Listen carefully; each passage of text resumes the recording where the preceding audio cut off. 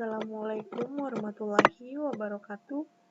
Perkenalkan, saya Distia Oktaliadi. Di sini saya dari kelas MJ 502 dengan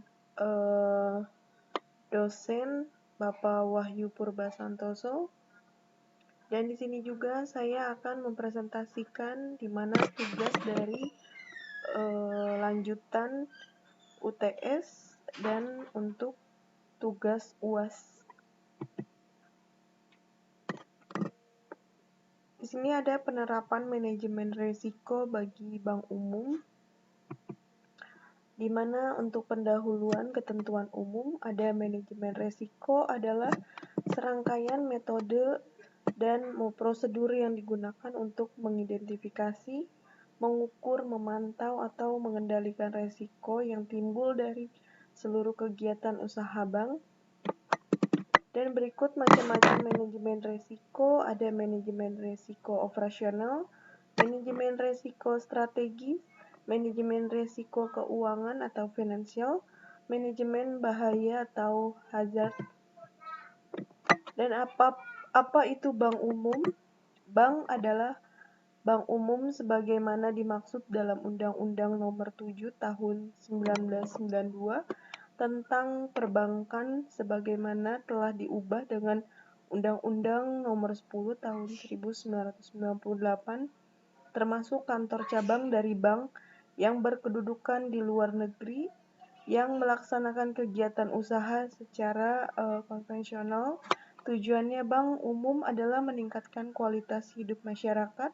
Menurut ahli perbankan, bank umum sendiri merupakan institusi keuangan yang berorientasi pada laba bank umum, dan bank umum sendiri memiliki beberapa jenis berdasarkan statusnya, di mana itu bank umum ada dua kelompok, bank devisa dan bank non-devisa. Dan untuk bank devisa sendiri itu merupakan jenis bank umum yang memperoleh persetujuan dari bank sentral, yaitu di mana Bank Indonesia, untuk melakukan kegiatan usaha perbankan menggunakan valuta asing. Dan sementara itu bank non-devisa adalah bank yang belum memiliki izin transaksi sebagai bank devisa, dan oleh karena itu juga kegiatannya terbatas.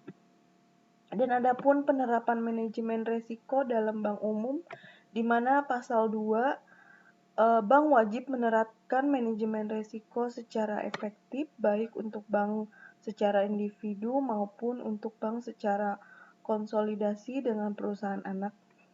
Dan penerapan manajemen risiko sendiri, di mana sebagai maksud pada ayat 1 paling sedikit itu mencangkup pengawasan aktif direksi atau dewan komisaris, dan kecukupan kebijakan dan prosedur manajemen, dan kecukupan proses identifikasi, pengukuran, pemantauan, dan untuk yang terakhir ada sistem pengendalian intern yang menyeluruh. Dan untuk pasal ketiga ada penerapan manajemen risiko sebagaimana dimaksud dalam pasal 2, wajib disesuaikan dengan tujuan, kebijakan usaha, ukuran dan kompleksitas usaha serta kemampuan bank. Dan untuk pasal yang keempat ada risiko sebagaimana dimaksud dalam pasal 2, mencangkup risiko krediti, risiko pasar, risiko likuiditas, risiko operasional, risiko hukum, risiko reputasi, risiko strategik, dan risiko kepatuhan. Dan apakah bank perlu pengawasan? Jelas perlu, di mana pengawasan bank adalah itu merupakan proses pemeriksaan atau monitoring untuk menjamin pelaksanaan aturan mengenai pasar serta aturan prudensial industri perbankan untuk memelihara kesehatan industri tersebut. Dan untuk pemeriksaan itu sendiri dapat bersifat administratif, yakni untuk sekedar memenuhi aturan formal. Di lain pihak, pemeriksaan juga bersifat antisipatif, yakni menganalisis kemungkinan kejadian di masa depan berdasarkan fakta yang tersedia hingga masa kini. Dan untuk ketentuan penerapan penilaian bank dalam perundang-undangan di mana pasal 28, otoritas jasa keuangan dapat melakukan penilaian terhadap penerapan manajemen risiko pada bank, dan pasal 29, bank wajib menyediakan data dan informasi yang berkaitan dengan penerapan manajemen risiko kepada otoritas jasa keuangan. Dan adapun sanksi-sanksi tegas apabila bank melakukan kesalahan di mana mungkin ada bank yang terlambat menyampaikan laporan sebagaimana dimaksud dalam pasal 23 ayat 1, pasal 24 ayat 1, dan pasal 24 ayat 3, pasal 24 ayat 7, atau pasal 25 ayat 2. Dikarenakan sanksi administratif berupa denda sebesar 1 juta per hari dalam keterlambatan perlaporan. Dan untuk yang kedua, bank yang belum menyampaikan laporan sebagaimana dimaksud dalam pasal 23 ayat 1, pasal 24 ayat 1 huruf B, pasal 24 ayat 3, pasal 24 ayat 7, atau pasal 25 ayat 2. Setelah itu, 1 bulan sejak batas akhir waktu penyampaian laporan, dikenakan sanksi administratif berupa denda sebesar 50 juta rupiah per laporan.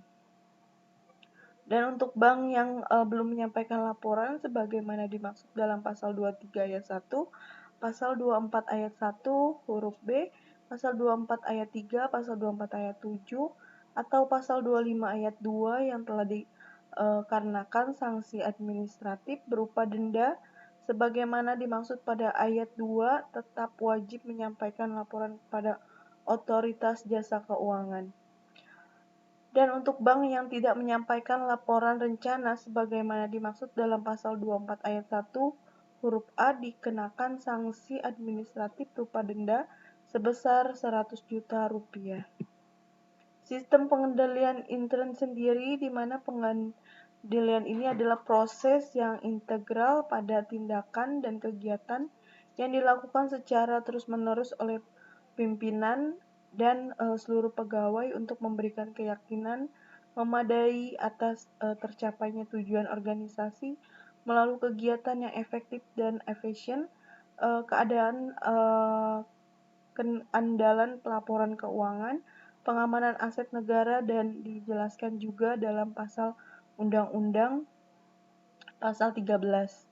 Bank wajib melaksanakan sistem pengendalian intern secara efektif terhadap pelaksanaan kegiatan usaha dan operasional pada seluruh jenjang organisasi bank. Dan untuk pasal 14, di mana pelaksanaan sistem pengendalian intern sebagaimana dimaksud dalam pasal 13 paling sedikit mampu secara tepat waktu mendeteksi kelemahan dan penyimpangan yang terjadi. Dan untuk sistem pengendalian intern sendiri sebagaimana dimaksud pada ayat 1 wajib memastikan kepatuhan terhadap peraturan atau perundang-undangan serta kebijakan atau ketentuan intern bank sendiri. Dan untuk yang kedua ada di tersediaannya informasi keuangan dan manajemen yang lengkap, akurat, tepat guna, dan tepat waktu. Dan untuk yang ketiga ada efektivitas dan efisiensi dalam kegiatan operasional. Dan untuk yang keempat ada efektivitas budaya risiko, risk culture pada organisasi bank secara menyeluruh. Apapun pengelolaan risiko produk yang ditentukan dalam UUD. Dalam pasal 20, bank wajib memiliki kebijakan atau prosedur secara tertulis untuk mengelola risiko yang melekat pada produk atau aktivitas baru bank. Dan untuk kebijakannya sendiri ada prosedur sebagaimana dimaksud pada ayat 1, paling sedikit itu mencangkup di mana sistem atau prosedur standar operating producer serta kewenangan dalam pengelolaan produk dan aktivitas baru, dan identifikasi seluruh risiko yang melekat pada produk atau aktivitas baru baik yang terkait dengan bank maupun nasabah. Masa uji coba metode pengukuran dan pemantauan risiko itu terhadap produk dan aktivitas baru, sistem informasi akuntansi untuk produk atau aktivitas baru, analisa aspek hukum untuk produk dan aktivitas baru, transparansi informasi kepada nasabah, dan ataupun produk aktivitas bank merupakan suatu produk baru atau aktivitas baru jika memenuhi kriteria tidak pernah diterbitkan atau dilakukan sebelumnya oleh bank, atau telah diterbitkan pengembangan atau pengubahan meningkatkan eksposur risiko tertentu kepada bank. Pasal 21 itu bank dilarang menugaskan atau menyetujui pengurus dan atau pegawai bank untuk memasarkan produk atau melaksanakan aktivitas yang bukan merupakan produk atau aktivitas bank dengan menggunakan sarana atau fasilitas bank. Dan untuk kesimpulannya sendiri, di mana kegiatan usaha bank senantiasa dihadapkan pada resiko-resiko yang berkaitan erat dengan fungsinya sebagai lembaga intermediasi keuangan, pesatnya perkembangan lingkungan eksternal dan internal. Perbankan juga menyebabkan semakin kompleksnya resiko kegiatan usaha perbankan, dan oleh karena itu, agar mampu beradaptasi dalam lingkungan bisnis, perbankan bank dituntut untuk menerapkan manajemen risiko.